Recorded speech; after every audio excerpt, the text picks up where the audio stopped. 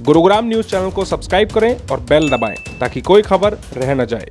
नमस्कार, मैं हूं मन्नू मेहता और स्वागत है आपका गुरुग्राम न्यूज में, जहां दिखाई जाती हैं खबरें आपके शहर की। आज की खबर हम आपको सावधान करने वाली खबर दिखा रहे हैं कि कहीं ऐसा तो नहीं है कि गुरुग्राम एक बार फिर से लॉकडाउन की तरफ लौट रहा है।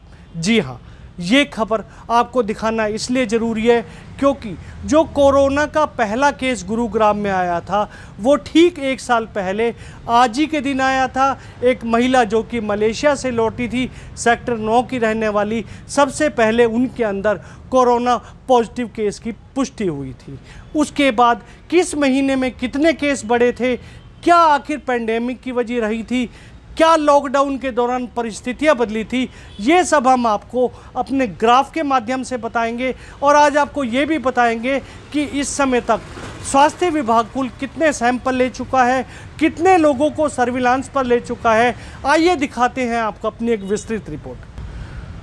गुरुग्राम में अगर कोरोना पॉजिटिव केसेस की बात की जाए तो अब तक जो फॉरेन से आए हुए लोग हैं उनकी संख्या 5837 रही है।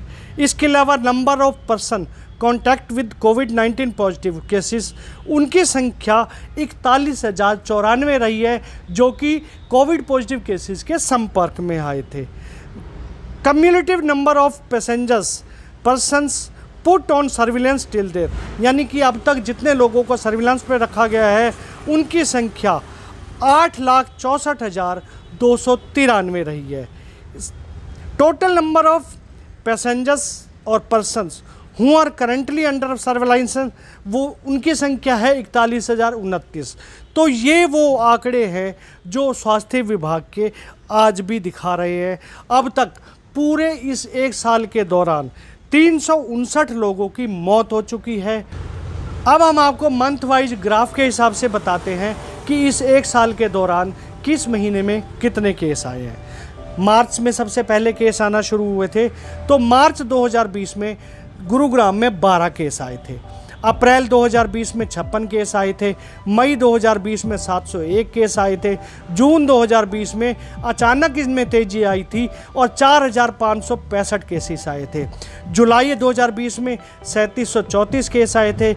अगस्त 2020 में 2,849 केस आए थे। सर्दी की शुरुआत होते ही सितंबर में ये केस बढ़कर सितंबर में 8782 हो गए थे।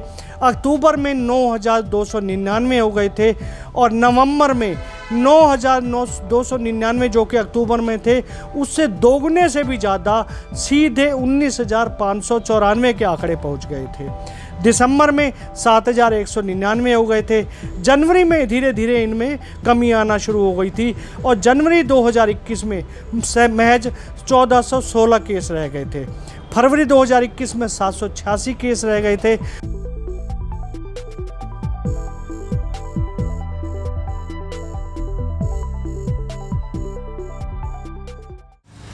तो ये ग्राफ के माध्यम से आपने आंकड़ा देखा है कि पूरे एक साल में किस तरह से गर्मी की शुरुआत में केस बढ़े थे और सर्दी की शुरुआत में केस बढ़े थे। ठीक वही सिचुएशन अब फिर से शुरू हो चुकी है कि अब रोज़ाना केस बढ़ने लगे हैं। ऐसे में ये कयास लगाए जा रहे हैं कहीं ऐसा तो नहीं है कि फिर से गुरुग्राम लॉकडाउन की तरफ जा रहा हो।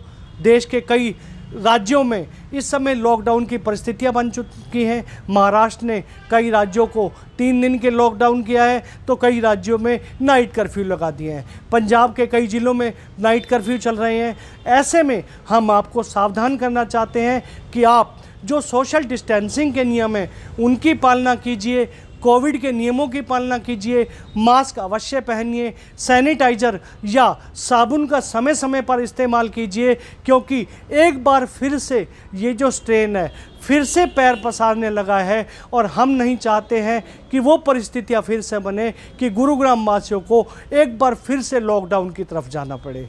आज बाज़ार में फिर से एक बार से भारी भीड़ उमड़ने लगी है, तो ऐसे में सावधानी सबसे पहले ज़रूरी है। जिला प्रशासन हो या स्वास्थ्य विभाग हो, लगातार आगाह करता रहता है कि आप लोग सावधानी बरतिए ताकि दोबारा से फिर से हम लॉकडाउन के ओर ना जाएं।